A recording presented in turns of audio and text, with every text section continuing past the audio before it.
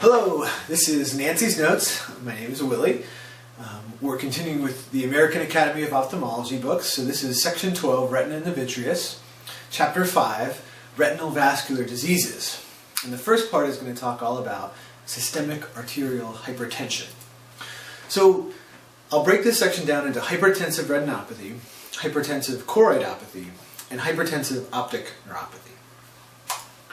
Okay, so first, overall, systemic arterial hypertension. Really, what is it? Okay, systemic arterial hypertension is defined by a systolic pressure greater than 130 millimeters of mercury. Okay, what's the diastolic pressure greater than? Diastolic pressure is greater than 85 millimeters of mercury. Do you know how many Americans it affects? Over 65 million Americans are affected by this hypertension. So the organs that are affected are things like the heart, the kidney, the brain, and the eye! The eye, of course. Ocular effects of hypertension can be observed in the retina, the choroid, and the optic nerve. Retina, choroid, optic nerve. So retinal changes can be described by ophthalmoscopy and angiography. Recognition of these posterior segment vascular changes by the ophthalmologist may prompt the initial diagnosis of hypertension and alert the patient that something's wrong. Hypertensive retinopathy. So hypertension affects precapillary arterioles and capillaries, the anatomical loci of autoregulation and non-perfusion. So an acute hypertensive episode may produce focal intraretinal periarterial transudates, or FIPS.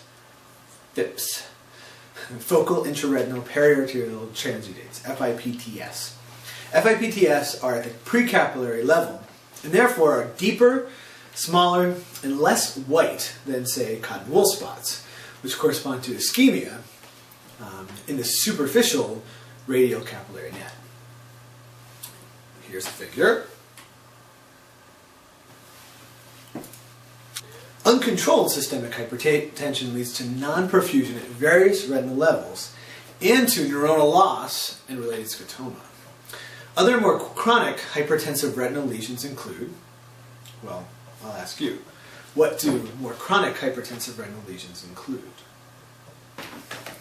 They include microaneurysms, intraretinal microvascular abnormalities, or IRMAs, blot hemorrhages, hard exudates, venous beading, and new retinal vessels forming.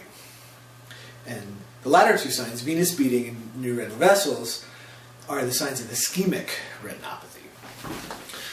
The relationship between hypertensive vascular changes and the changes in anterior sclerotic vascular disease is complex. Great.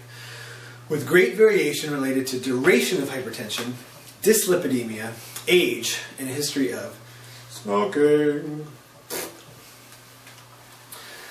Hence, the classification of retinal vascular changes caused strictly by hypertension is difficult. The often cited focal arterial narrowing and arterial venous nicking are related to vascular sclerosis and have been shown to have little predictive value for actual hypertension. So, hypertension may be classified by BRAO, BRVO, CRVO, and retinal arterial macular aneurysm. Well, okay, we'll do it slower. Hypertension may be complicated by branch retinal artery occlusion, BRAO, branch retinal vein occlusion, BRVO, central retinal vein occlusion, CRVO, and retinal arterial macroaneurysms. So, ischemia secondary to BRVO may result in neovascularization of the retina, preretinal and vitreous hemorrhage, epiretinal membrane formation, tractional retinal detachment. The coexistence of hypertension and diabetes mellitus results in more severe retinopathy because precapillary and capillary insult act in combination. Let's move along to hypertensive choroidopathy. Hypertensive choroidopathy typically occurs in young patients who experience an episode of acute hypertension associated with preeclampsia, eclampsia, pheochromocytoma, and renal hypertension.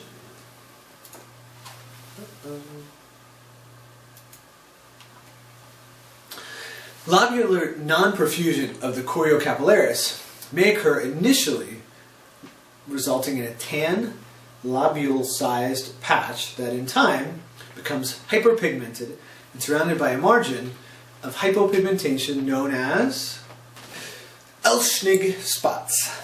Elschnig spots. Would you like to see?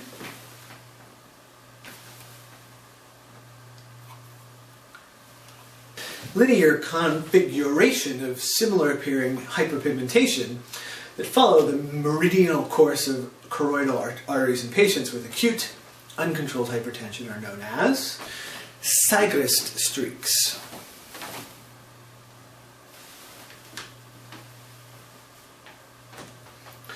Fluorescein angiography shows choroidal hypoperfusion in early phases and multiple subretinal areas of leakage in late phases.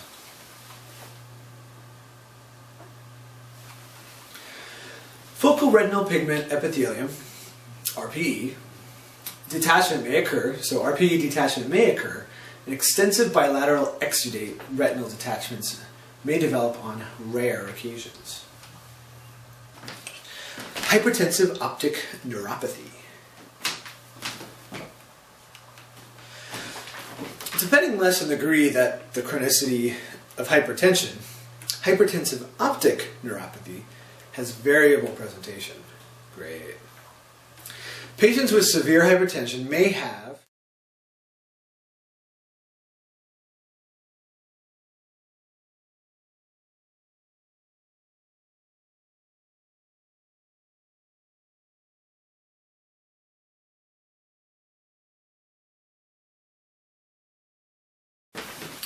diabetic papillopathy, radiation retinopathy, CRVO, vein occlusion, anterior ischemic optic neuropathy, and neuroretinitis. So, diabetic papillopathy, radiation retinopathy, CRVO, anterior ischemic optic neuropathy, and retinoretinitis, neuroretinitis.